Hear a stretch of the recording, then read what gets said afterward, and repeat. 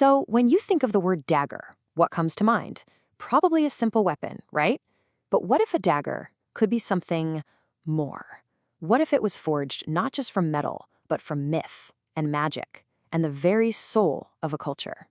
Well, meet the Keris. This one object from Indonesia is really three things all at once.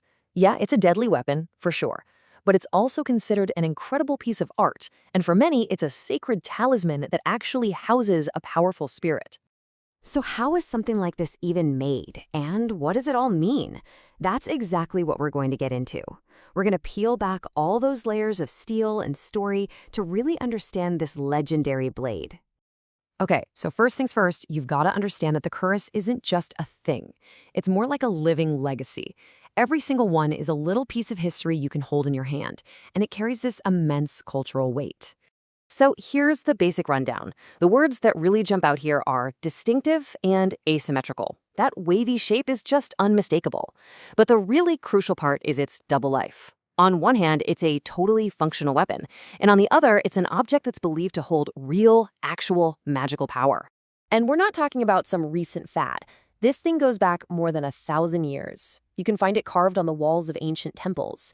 It really hit its golden age during the famous Majapahit Empire. And get this, it's so important that in 2005, UNESCO stepped in to protect it. Not just as an object, but as a piece of living, intangible heritage. The tradition itself is the treasure. So how in the world do you create an object that has a soul?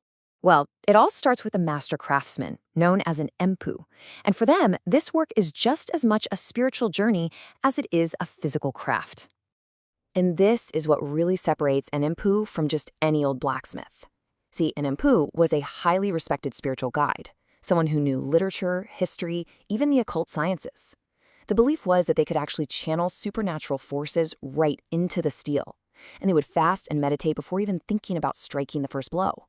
Even the materials they used. I mean, it sounds like something out of a legend. The very best, most powerful blades were made from a combination of two things: iron ores dug from the earth and nickel that was harvested from meteorites, literally from the sky. This whole idea of combining the terrestrial and the celestial was thought to make the blades spiritually unstoppable. The physical work itself is it's incredible. They take these thin sheets of iron and nickel steel, layer them up, heat them, and hammer them into a single piece. But that's just the beginning. Then they fold that piece of metal over on itself and forge it again, and again and again. We're not talking about a few folds here. A really high-quality Keris blade can have hundreds of these layers all fused together. And after all that work, this is what you get. The blade is washed in something acidic, like lime juice. The acid actually darkens the iron, but it leaves the nickel layers bright and shiny. And what emerges is this breathtaking, almost wood grain-like pattern called pamar. This pattern isn't just painted on, it is the very structure of the steel itself. Okay, so we've seen how it's made, now let's break down the finished product, because every single curve and piece of a Keris is there for a reason. It all has a name and usually a philosophy behind it. I mean, just look at this. The level of detail is amazing, right? It just shows you how deep this tradition really goes. We're not going to get bogged down in every single piece, but let's zoom in on three really, really important features that define what a Keris is. First up is that pamor we were just talking about. You can think of it like the soul's fingerprint right there on the blade. And there are around 120 different recognized patterns, each one believed to bring a different kind of luck or power to its owner. Next, you've got the waves, which are called luck. Now, a Keris can be straight or it can be wavy, but if it has waves, the number will always be odd.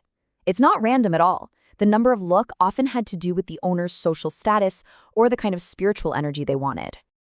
And finally, the ganja. This little crosspiece right here is a huge deal. A blade might look just like a Keris, but without a ganja, tradition says it's simply not the real thing. It's a non-negotiable part of the dagger's identity. All right, so we've covered the body of the Keris. Now let's talk about its soul. This is where things get really fascinating, where the Keris stops being just an object and becomes, well, a living thing.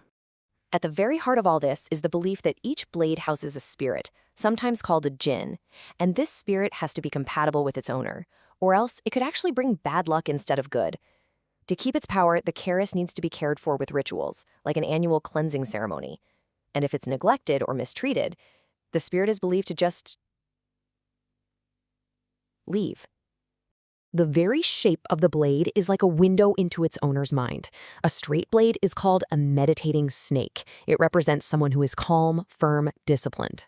But a wavy blade, that's the slithering snake, and it's all about swift, merciless attacks designed to create absolutely devastating wounds. So you can see how this goes way beyond just a personal lucky charm.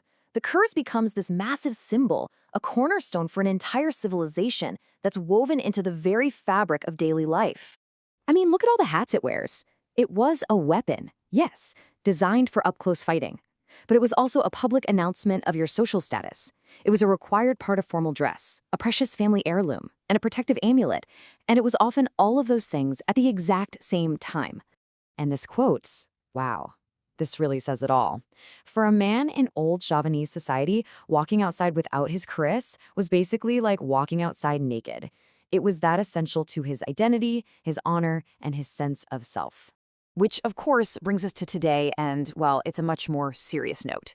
Because despite this incredible history and all this cultural depth, the tradition of making the keris is in real trouble.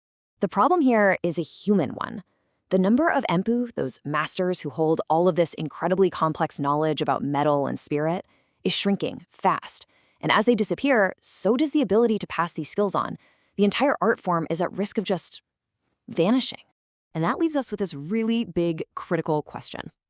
When your cultural heritage isn't just a physical thing in a museum, when it has a soul, a philosophy, and a spirit tied to it, how do you save it?